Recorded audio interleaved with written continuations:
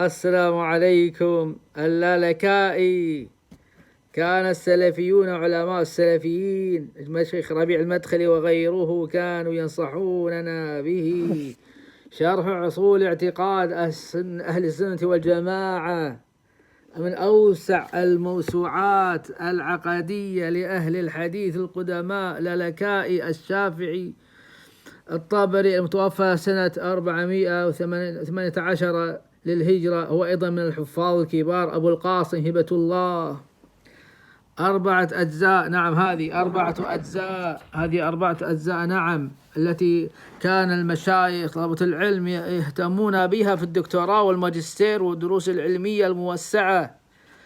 خرج له الجزء الخامس، جزاهم الله خير أهل مصر. الجزء الخامس كرامات الأولياء، ما شاء الله، كرامات الأولياء هو الجزء الخامس المفقود، خرج بفضل الله سبحانه وتعالى. كرامات كله في كرامات الأولياء، كيف أنه ختم كتابه في العقيدة بكرامات الأولياء، ويذكر هذه بالله عليكم، هذه الصوفية، هذا هو الصوفي.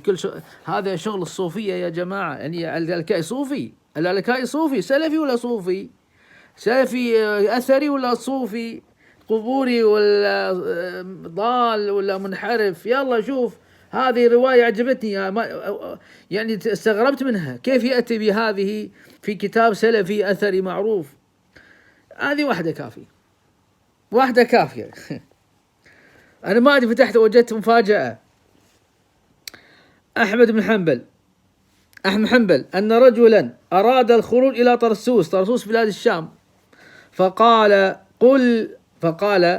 أحمد بن حنبل يعلمه دعاء يقوله في سفره: قل يا دليل الحيارى دلني على طريق الصادقين واجعلني من عبادك الصالحين.